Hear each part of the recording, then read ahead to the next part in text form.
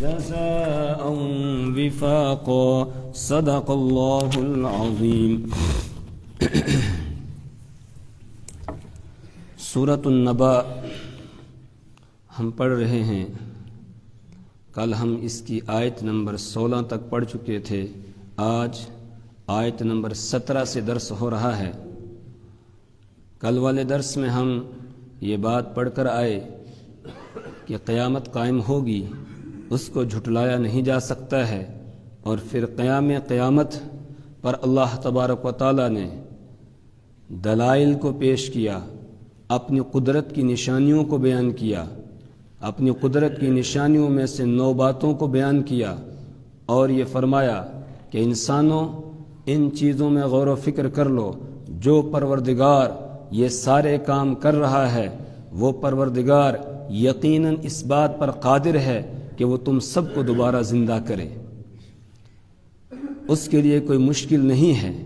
جس پروردگار نے اتنی بڑی زمین کو بچھا دیا، جس نے اتنے بڑے پہاڑوں کو گاڑ دیا، جس نے تمہیں جوڑے جوڑے بنایا، تمہارے لیے نیند جیسی چیز راحت اور آرام کی بنائی، اسی طریقے سے رات کو تاریک کر دیا، دن کو روشن بنایا کمانے کے لیے، رات کو تاریک بنایا تھا آرام کرنے کے لیے، تمہارے اوپر یہ 7 آسمان بنائے مضبوط قسم کے، یہ اتنا بڑا سورج اللہ نے بنایا جو طلوع ہوتا ہے پوری دنیا کو روشن کر دیتا ہے۔ پھر بادلوں کا نظام دیکھو، بارش کا نظام دیکھو کہ کس طریقے سے پروردگار بادلوں کو فضا کے اندر لٹکا کے رکھتا ہے، اور پھر جہاں اس کو منظور ہوتا ہے وہاں بارش برساتا ہے۔ پھر بارش کے نتیجے میں زمین سے غلہ جات اگاتا ہے، مختلف قسم کی نباتات زمین سے اگتی ہے۔ وہ زمین جو بالکل بنجر تھی، لوہے کی طرح تھی، مردہ تھی، اللہ نے بارش کو برسایا، پھر اس کے ذریعہ سے اس کو اللہ نے زندہ کر دیا۔ تو جو پروردگار یہ سارے کام کر رہا ہے، کیا وہ تمہیں دوبارہ زندہ نہیں کرے گا؟ وہ یقیناً تمہیں دوبارہ زندہ کرے گا۔ وہ قدرت رکھتا ہے، وہ قادر مطلق ہے۔ اس نے ایک دن عدل اور انصاف کرنے کے لیے مقرر کیا ہے، فیصلہ کرنے کے لیے مقرر کیا ہے۔ وہ دن آئے گا اور اس دن سب کو اس کی عدالت میں حاضر ہونا ہوگا، اور پھر وہاں پر اپنی زندگی کا حساب کتاب پیش کرنا ہوگا، اور سب کا وہاں پر حساب ہوگا۔ ان یوم الفصل کان میقاتا، یہ اللہ کی قدرت کی جو نشانیاں بیان کی گئی ہیں، یہ سب کی سب اس بات کی گواہی دے رہی ہیں۔ ان یوم الفصل کان میقاتا، کہ بے شک فیصلے کا دن کان میقاتا، وہ مقرر ہو چکا ہے۔ فیصلے کا دن اللہ کے یہاں مقرر ہو چکا ہے، اور اس کا علم اللہ نے اپنے پاس رکھا ہے۔ کسی اور کو اللہ نے وہ علم نہیں دیا کہ وہ کس دن ہوگا، البتہ یہ ہے کہ اللہ کے یہاں وہ مقرر ہو چکا ہے۔ ہاں، جب وہ قائم ہوگا اس سے پہلے کیا حالات ہوں گے؟ یوم ینفخ فی الصور، جس دن کے سور کے اندر پھونکا جائے گا۔ اس دنیا کا آخری دن آ جائے گا، سور میں پھونکا جائے گا۔ پھر کیا ہوگا؟ پھر یہ پوری کائنات درہم برہم ہو جائے گی، سب کے سب فنا ہو جائیں گے۔ کل من علیہا فان ویبقى وجہ ربک ذو الجلال والاکرام، صرف ایک پروردگار کی ذات باقی رہے گی، باقی سب کے سب فنا ہو جائیں گے۔ کل شیء ہالک الا وجہہ، ہر ایک چیز ہلاک ہو جائے گی، صرف اللہ کی ذات باقی رہے گی، باقی سب فنا ہو جائیں گے۔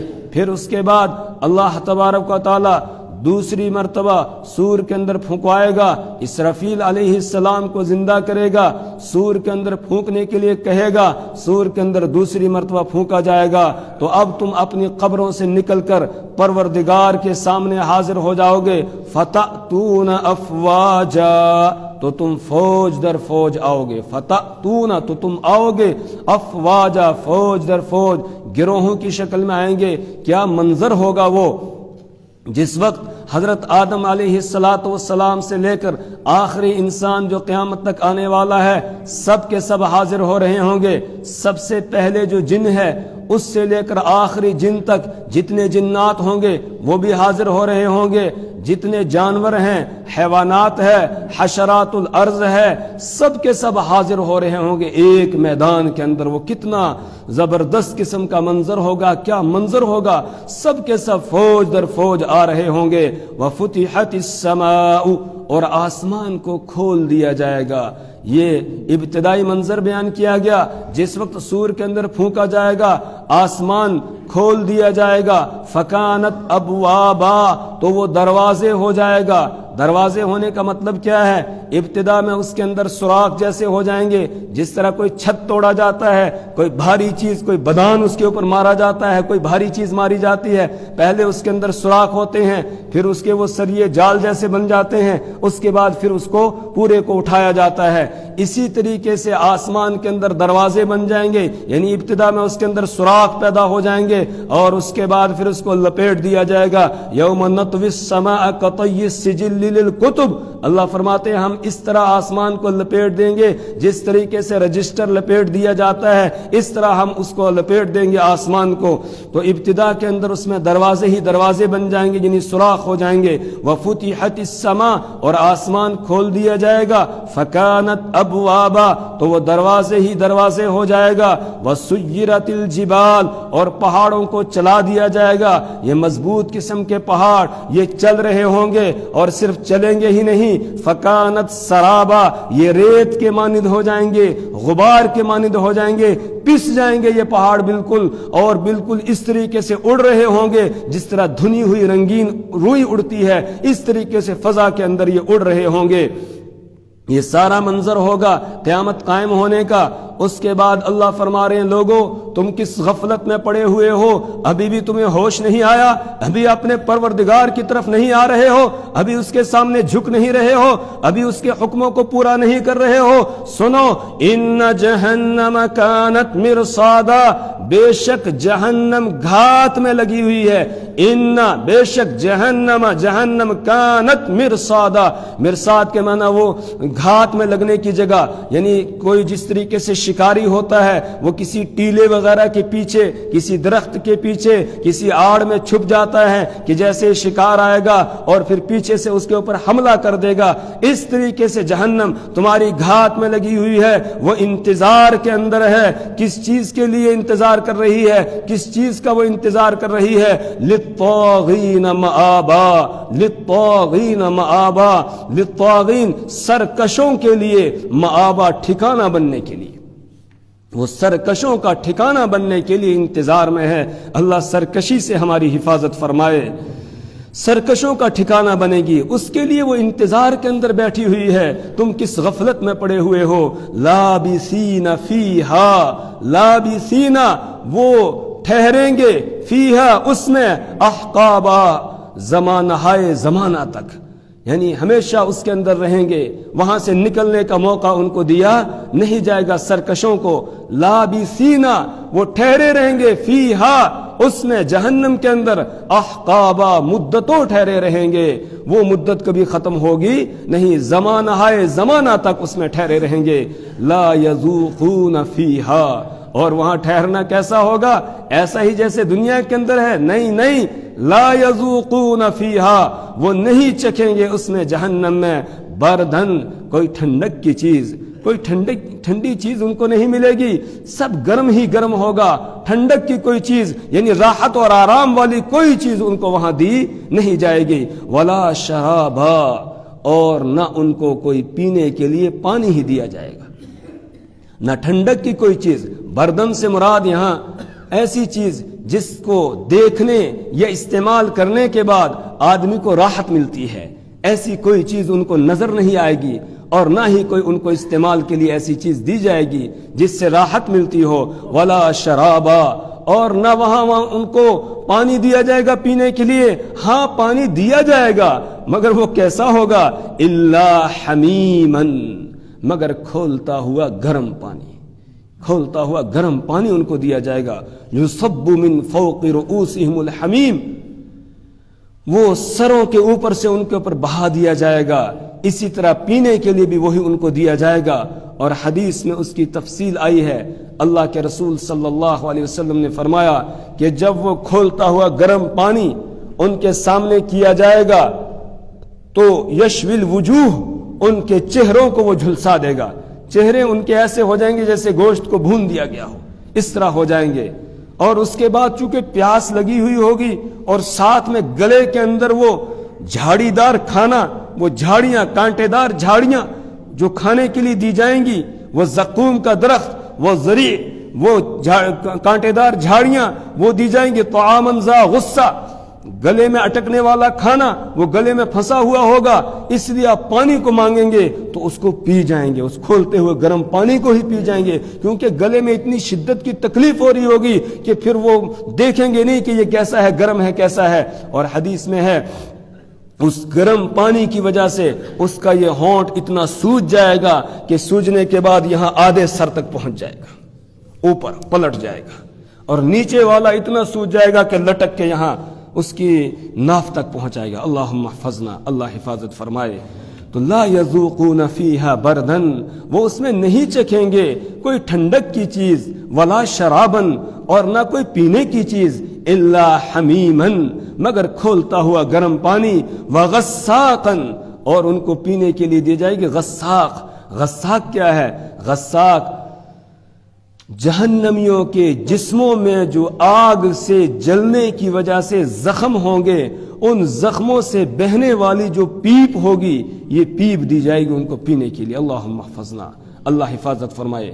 اللہ کے رسول صلی اللہ علیہ وسلم نے فرمایا کہ اگر اس پیپ کا ایک ڈول اس دنیا کے اندر ڈال دیا جائے، بہا دیا جائے، تو پوری زمین، مشرق سے مغرب، شمال سے جنوب تک جتنی زمین، جتنا حصہ ہے، اس سارا ہی بدبودار ہو جائے گا، سارا بدبو، اتنی اس کی بدبو ہوگی، وہ ان کو پینے کے لیے دے جائے گی۔ اللہم احفظنا، اللہ حفاظت فرمائے۔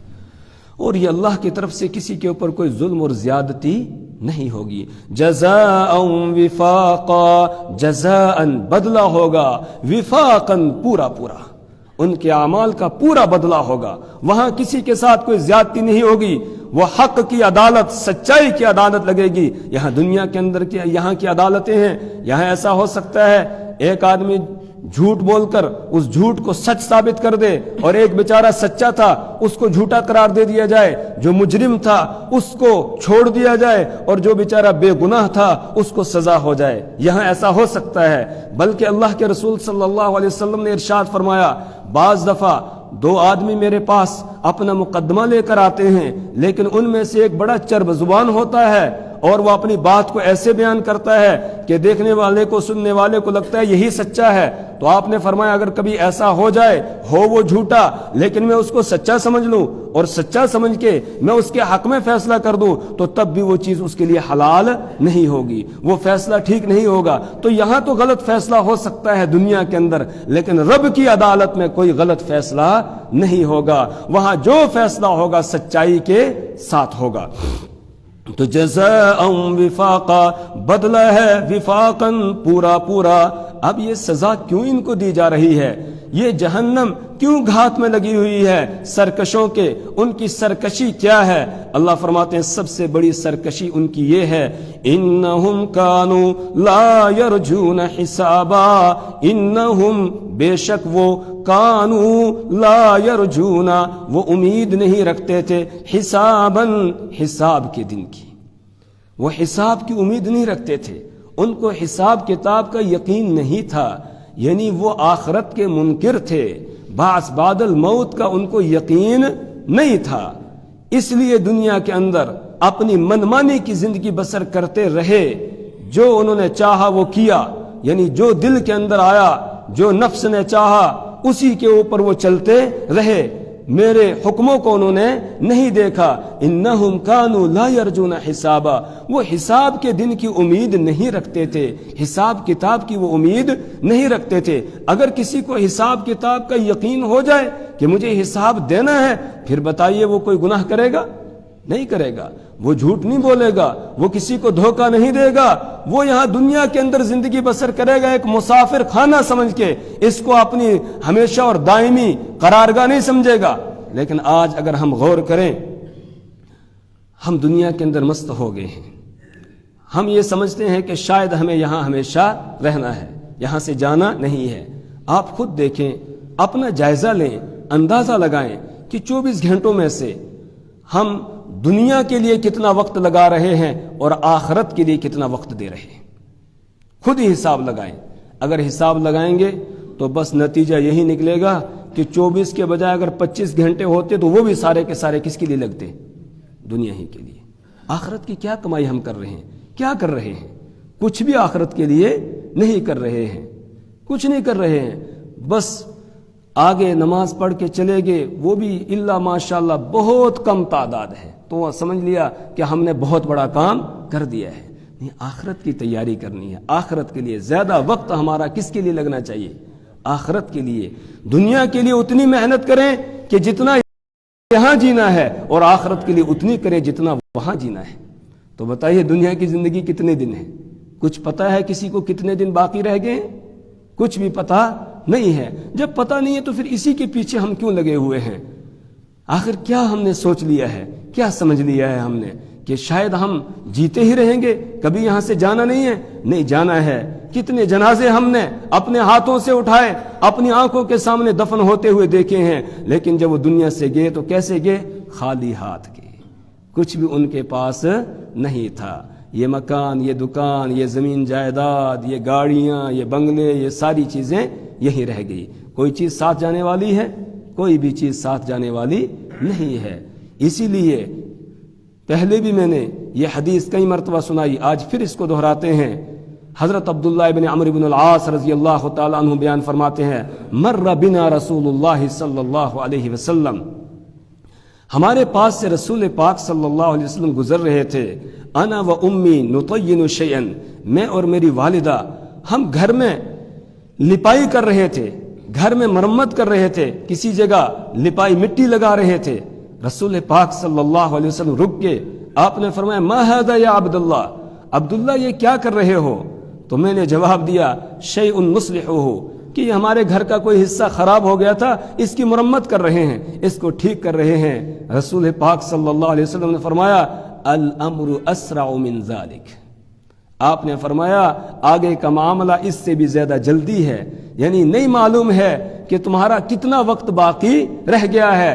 گھر کو خراب ہونے دو، شاید کہ اس کے گرنے سے پہلے ہی تمہارا نمبر آگے لگ گیا ہو اور تم پہلے ہی چلے جاؤ. اس لیے آگے کی فکر کرو، اس کی چھوڑ دو، آگے کی فکر کرو. اس لیے نہیں معلوم ہے ہم کو کہ ہم میں سے کس کے کتنے دن باقی رہ گئے. کسی کو پتا ہے؟ کوئی نہیں جانتا ہے. اس لیے ہر آنے والا وقت، جو بھی وقت آ رہا ہے، مل رہا ہے، اس کو غنیمت جاننا چاہیے. اسی لیے اللہ کے رسول صلی اللہ علیہ وسلم سے ایک شخص نے یہ عرض کیا، یا رسول اللہ صلی اللہ علیہ وسلم کوئی نصیحت فرما دیجئے. آپ نے فرمایا کہ نصیحت یہ ہے کہ ہر پڑھی جانے والی نماز کو اپنی آخری نماز پڑھو، کہ شاید اس کے بعد موقع ملے یا نہ ملے. اس لیے جو نماز پڑھ رہے ہو اس طریقے سے پڑھو، صلاۃ مودع، جس طریقے سے کہ کوئی جدا ہونے والا پڑھتا ہے، الوداع ہونے والا پڑھتا ہے، اس طریقے سے پڑھو. اگر ہمیں ابھی پتہ چل جائے، یقینی طور پر بتا دیا جائے کہ آپ کی یہ آخری نماز ہے، بس اس کے بعد اگلی نماز کا آپ کو موقع نہیں ملے گا، بتائیے کس طرح پڑھیں گے؟ ہم کس طرح پڑھیں گے؟ کس دھیان کے ساتھ پڑھیں گے؟ کس طرح پڑھیں گے؟ بس اسی طرح ہر نماز کو پڑھنا چاہیے. نہیں معلوم ہے اگلی نماز کا موقع ہمیں دیا جائے گا یا نہیں دیا جائے گا. اس لیے آخرت کا یقین کرنا، یہ بار بار جو اللہ تعالیٰ بیان فرما رہے ہیں، اسی لیے تاکہ ہمارے ذہن و دماغ کے اندر یہ بات بیٹھ جائے کہ اس دنیا کو چھوڑنا ہے، یہاں سے جانا ہے، یہاں ہمیشہ رہنا نہیں ہے. اور جانے کے بعد پھر مومن منتقل ہوتا ہے ایک دار سے دوسرے دار کی طرف، ایک عالم سے دوسرے عالم کی طرف منتقل ہوتا ہے، ختم نہیں ہوتا ہے. آگے اور منزلیں ہیں، اور اصل گھر ہمارا کیا ہے؟ جنت ہے. اصل گھر کیا ہے؟ جنت. چلے کہاں سے تھے جی؟ جنت سے. سب سے پہلے انسان حضرت آدم علیہ السلام کو اللہ تعالیٰ نے پیدا کیا. پیدا کرنے کے بعد کہاں ان کو رکھا تھا؟ جنت میں. وَيَا آدَمُ اسْكُنْ أَنْتَ وَزَوْجُكَ الْجَنَّةَ، اے آدم آپ اور آپ کی بیوی دونوں جنت کے اندر ٹھہرو. تو اصل مقام ہمارا کیا ہے؟ اصل منزل ہماری کیا ہے؟ جنت ہے. تو اب جنت اصل منزل ہے. یہ بیچ میں چند مراحل ہیں, چند عارضی جو ہے گزرگاہیں ہیں, یہاں سے ہمیں گزرنا ہے اور آگے پھر اپنی منزل تک پہنچنا ہے. لہٰذا اپنے گھر تک پہنچنے کی کوشش کرنی ہے. مثال کے طور پر ایک آدمی اپنے گھر سے, یہاں جو دنیا کا ہمارا گھر ہے, یہاں سے چلتا ہے سفر پہ, راستے میں ایک جگہ ایک درخت کے سائے میں اس نے پڑاؤ ڈالا. اب اس کو وہ سایہ بڑا اچھا لگ گیا, تو اب اس نے سوچا یار یہ تو بہت اچھا ہے سایہ, اب میں یہیں پر رہوں گا. وہیں پر رہنے لگ گیا وہ, اور آگے جو منزل تھی اس کو بھی بھول گیا, پیچھے جہاں سے چلا تھا اس کو بھی بھول گیا, وہیں پر رہنے لگا. تو اس کو عقل مند کوئی کہے گا؟ کوئی بھی اس کو عقل مند نہیں کہے گا, اور نہ کوئی ایسا کرے گا. اسی طریقے سے ہماری منزل ہے جنت, جنت سے چلے ہیں اور پھر ہمیں کہاں پہنچنا ہے؟ جنت میں پہنچنا ہے. یہ بیچ میں کچھ گزرگاہیں ہیں, ان گزرگاہوں میں اللہ نے ہمیں کوئی کام دے دیا ہے کہ یہ کام کر کے آؤ گے تو تم پھر اپنے گھر کو پالو گے, اور اگر تم نے یہ کام نہیں کیا پھر اپنے گھر کو حاصل نہیں کر سکو گے. اس لیے میرے ایمانی بھائیوں, اس بات کا ہمیں روزانہ جائزہ لینا چاہیے کہ آج کا دن ہمارا کیسا گزرا ہے, کیا کیا ہم نے, دنیا کے لیے کیا کیا ہے اور آخرت کے لیے کیا کیا ہے. اسی لیے اللہ کے رسول صلی اللہ علیہ وسلم نے فرمایا, الکیس من دان نفسہ وعمل لما بعد الموت, کہ عقل مند انسان وہ ہے من دان نفسہ, جو اپنا جائزہ لیتا ہے, اپنا حساب لیتا ہے روزانہ. جس طرح ایک دکاندار شام کو دیکھتا ہے کہ آج کا دن میرا نفع میں رہا یا نقصان میں رہا, اسی طریقے سے ایک مومن اور عقل مند انسان وہ ہے کہ جو اپنا حساب لیتا ہے, آج کا دن میرا کیسا گزرا, میں نے رب کی اطاعت اور فرما برداری میں گزارا ہے یا اس کی نافرمانی میں گزارا ہے. اپنا حساب لیتا ہے, اور پھر وعمل لما بعد الموت, اور مرنے کے بعد کی جو زندگی ہے اس کے لیے وہ عمل کرتا ہے, تیاری کرتا ہے. وَالْعَاجِزُ مَنْ أَتْبَعَ نَفْسَهُ هَوَاهَا, اور بے وقوف ہے, پرلے درجے کا پاگل ہے وہ انسان کہ جس نے اپنے نفس کو اپنی خواہشات کے پیچھے لگا دیا, جو جی میں آیا وہی وہ کرتا چلا جا رہا ہے. اور وَتَمَنَّا عَلَى اللَّهِ, اور اللہ پر لمبی لمبی امیدیں لگائے ہوئے ہے کہ اللہ تو بڑا بخشنہار ہے, معاف کرنے والا ہے, لہٰذا وہ معاف کر دے گا, ابھی کر لو جتنے مزے کرنے ہیں, بس وہ مزوں میں لگا ہوا ہے. یہ بے وقوف ہے اور پاگل ہے. تو ان کا جہنم میں جانے والوں کا جو جرم ہوگا, اللہ فرماتے ہیں کہ سب سے پہلا جرم ان کا یہ ہے, انہم کانوا لا یرجون حسابا, بے شک وہ حساب کے دن کی امید نہیں رکھتے تھے. وکذبوا بآیاتنا کذابا, وکذبوا, اور انہوں نے جھٹلایا, بآیاتنا, ہماری آیات کو, کذابا, جھٹلانا, یعنی ہماری آیتوں کو وہ جھٹلاتے ہی رہے. ایک جھٹلانا ہوتا ہے زبان سے, ایک جھٹلانا ہوتا ہے عمل سے. زبان سے جھٹلانا یہ ہے کہ آدمی کے نہیں جی کچھ بھی قیامت ویامت قائم ہونے والی نہیں ہے, کچھ نہیں ہے, بس یہی دنیا ہے, یہاں مزے کر لو جتنے مزے کرنے ہیں. جس طریقے سے نافرمان کہتے تھے ان ہی الا حیاتنا الدنیا نموت ونحیا.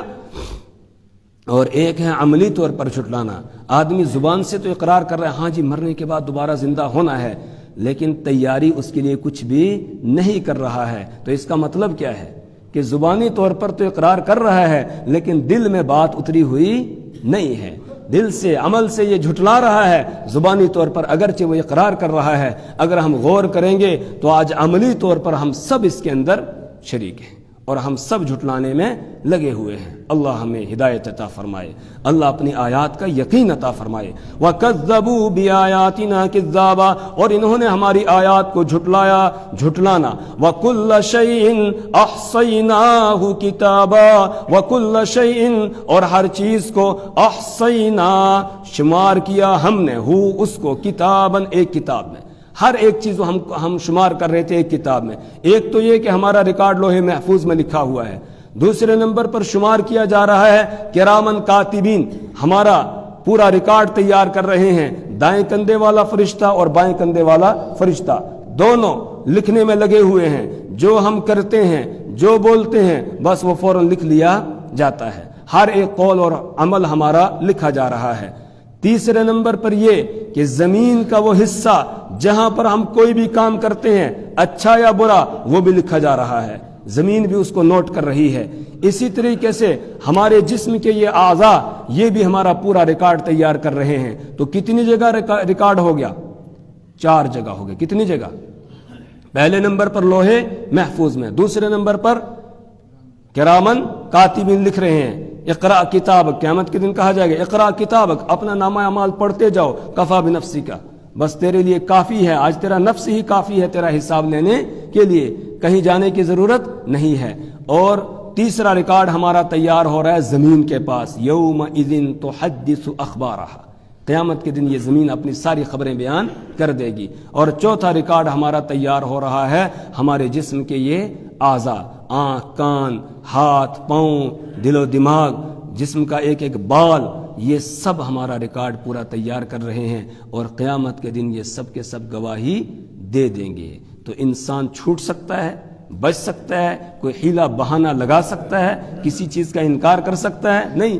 آج تو اللہ نے ہمیں دکھا دیا، پہلے ایسا ہوتا تھا آدمی کچھ بھی بول دیتا تھا، بعد میں انکار کر دے، جی میں نے کہا ہی نہیں، چاہے سامنے والے کتنی گواہی دیتے رہیں، لیکن آج فوراً کیچ کر لیا جاتا ہے، جو بولا انسان نے فوراً ریکارڈ ہو رہا ہے، ویڈیو تیار ہو رہی ہے، اس کے بعد جب چاہو دیکھو اس کو سنا دو، جی یہ آپ ہی کے الفاظ ہیں، آپ نے کہے، دیکھو آپ ہی بول رہے ہیں، کوئی اور تو نہیں ہے۔ اللہ نے آسان کر دی اس بات کو سمجھنا۔ تو جس طریقے سے یہاں ہمارا یہ ریکارڈ ہم خود تیار کر لیتے ہیں، اس سے زیادہ قادر مطلق ہے پروردگار عالم، جس نے ہمیں یہ عقل عطا کی ہے، وہی پروردگار ہمارا پورا ریکارڈ ہر جگہ تیار کروا رہا ہے، اور قیامت کے دن سب کچھ سامنے کھل کر آ جائے گا۔ وَكُلَّ شَيْءٍ أَحْصَيْنَاهُ كِتَابًا، اور ہر ایک چیز کو ہم نے شمار کر لیا ہے کتاباً، ایک کتاب میں۔ بس اب یہ کہا جائے گا ان کو قیامت کے دن فَذُوقُوا، بس تم چکھتے رہو عذاب کا مزہ، فَلَن نَّزِيدَكُمْ إِلَّا عَذَابًا، ہم تمہارے لیے ہرگز اضافہ نہیں کریں گے، إِلَّا عذابا، مگر عذاب کا، عذاب ہی کی زیادتی کی جائے گی، دن بدن وہ بڑھتا چلا جائے گا۔ پہلے 4 نمبر تھا، 5 ہو جائے گا، پھر 6، پھر 7، یعنی بڑھتا چلا جائے گا، وہ اس میں کمی کوئی نہیں ہوگی۔ جیسے جنتی جنت میں ہوں گے تو ان کو جو نعمتیں ملے گی ان میں اضافہ ہوتا چلا جائے گا، دن بدن اضافہ ہوگا، اور ہر ایک چیز کا مزہ جو آج تھا کل اس سے اچھا ہوگا۔ اسی طرح جہنم کے اندر سزا روز بروز بڑھتی چلی جائے گی۔ کلما نضجت جلودہم بدلناہم جلودا غیرہا لیذوقوا العذاب، جب جب ان کی کھال جل جائے گی ہم دوسری کھال لگا دیں گے تاکہ بار بار وہ عذاب کا مزہ چکھتے رہیں۔ اللہم احفظنا، اللہ حفاظت فرمائے۔ اللہ سے دعا کریں اللہ تبارک و تعالی ہمیں اپنی کتاب کی سمجھ اور فہم عطا فرمائے، اللہ ہمیں اعمال صالحہ کی توفیق عطا فرمائے، برے اعمال سے اللہ ہماری نسلوں کی حفاظت فرمائے۔ سبحان اللہ و بحمدہ، سبحانک اللہم و بحمدک، ونشہد ان لا الہ الا انت ونستغفرک ونتوب الیک۔